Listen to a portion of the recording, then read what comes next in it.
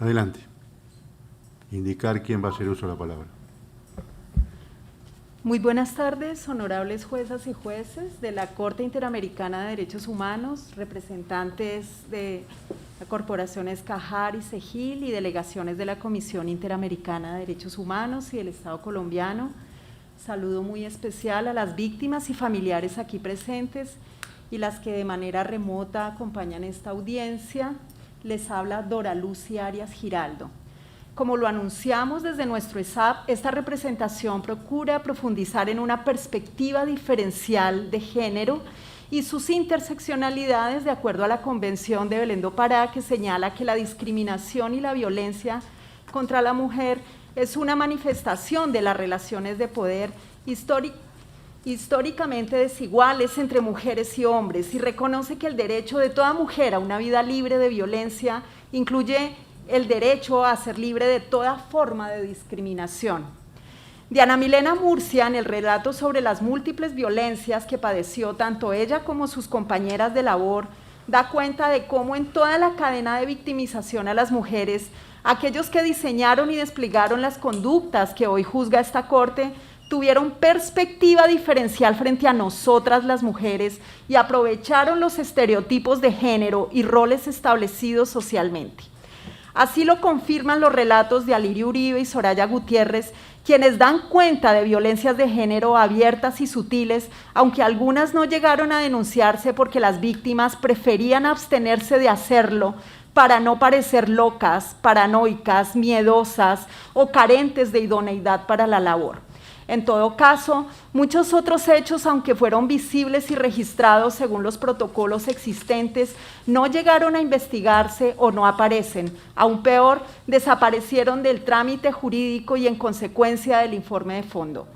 Estudios realizados por la experta Soraya da Rosa Méndez, que vertió su dictamen en el caso Márcia Barbosa versus Brasil, indican que el menosprecio y la restricción a la libertad de expresión es responsable de que más del 70% de las juristas entrevistadas en su estudio pensaran en dejar de ser abogadas. También porque el 80% consideraran que los agresores quedan en la impunidad. Es necesario examinar cuáles están siendo las barreras que apartan a las abogadas defensoras de su labor. La experta encontró en su estudio que el 80% de las abogadas tienen problemas de salud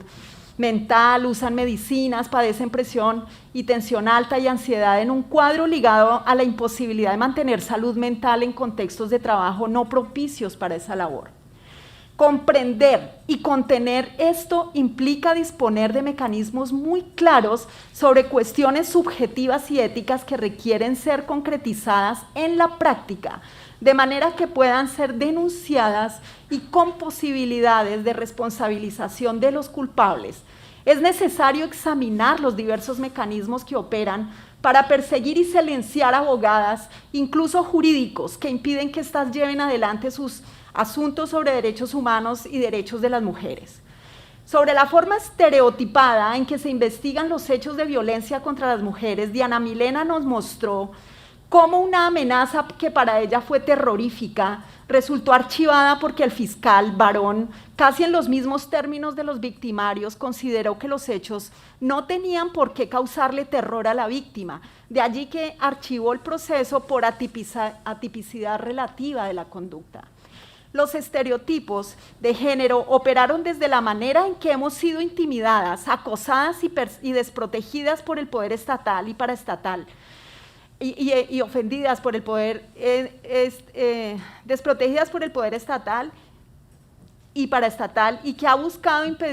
impedirnos el ejercicio jurídico en derechos humanos, hasta la forma en que se activan filtros y obstáculos de distinto nivel cuando se trata de registrar los hechos, las circunstancias, las consecuencias y el sufrimiento de cuerpos subalternizados por el poder patriarcal.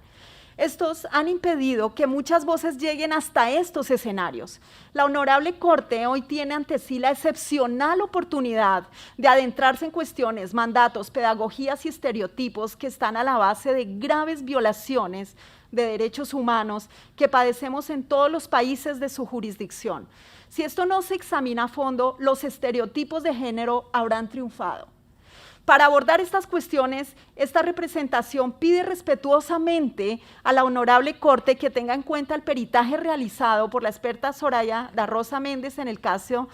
Marcia Barbosa sobre cómo funciona el sistema de justicia, especialmente en el proceso penal para las víctimas cuando éstas son mujeres. Asimismo, solicito que tenga en cuenta el amicus curiae que la experta en estos temas, Laura Rita Segato, hará llegar a este caso y que contemple la posibilidad de convocarlas a ellas y a otras mujeres a un panel de expertas en el tema a fin de que contribuyan a que la Corte pueda examinar si en la forma en que las abogadas hemos sufrido la violencia en este caso han operado los estereotipos de género y cuáles serían formas idóneas de reparación. Para compartirles nuestra perspectiva sobre lo que hemos encontrado en relación a los mecanismos y sus consecuencias, estos mecanismos de agresión, me ayudaré con la presentación que podrán ver en pantalla.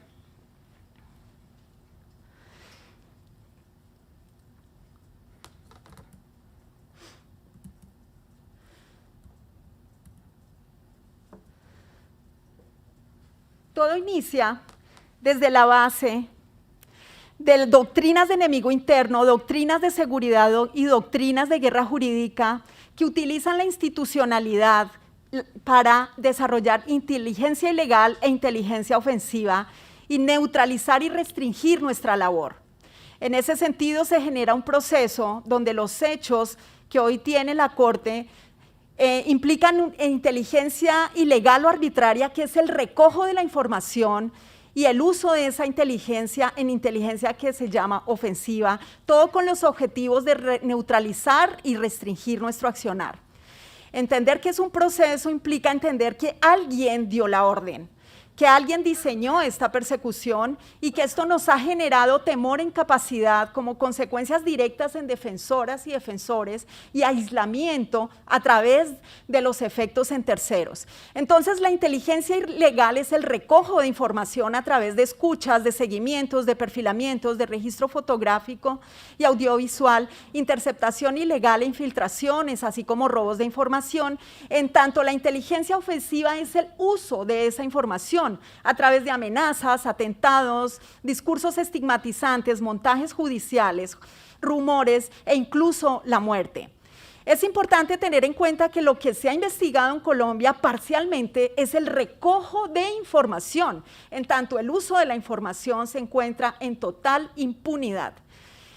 Los objetivos declarados en la persecución del DAS, por ejemplo, es neutralizar y restringir, entendiendo que neutralizar tiende a anular los efectos de la acción y la restricción a disminuirlos. Las consecuencias de neutralizar buscan paralizar e incapacitar con efectos directos en las personas y grupos de defensores a través de la angustia, la zozobra, el exilio, el desplazamiento, las afectaciones en salud física y mental, la asfixia económica, las fracturas de relaciones organizativas, familiares, comunitarias y sociales y la ruptura de los proyectos de vida, así como la muerte. Restringir busca aislar a defensores y genera efectos en terceros a través del desprestigio, la deslegitimación, la estigmatización y en consecuencia la desconfianza hacia la labor que desarrollamos. Pero ¿a quién no afectó la Operación Transmilenio? Quisiera aquí con esta obra de arte de Edgar Álvarez que nos autorizó para mostrarla aquí, que ustedes vean que es un Transmilenio al que le caben aproximadamente 242 personas y que implica una diversidad. Esto implica efectos expansivos, la Operación Transmilenio, en las personas defensoras, en la organización, en la familia de la persona defensora, en las comunidades y personas que representamos y que son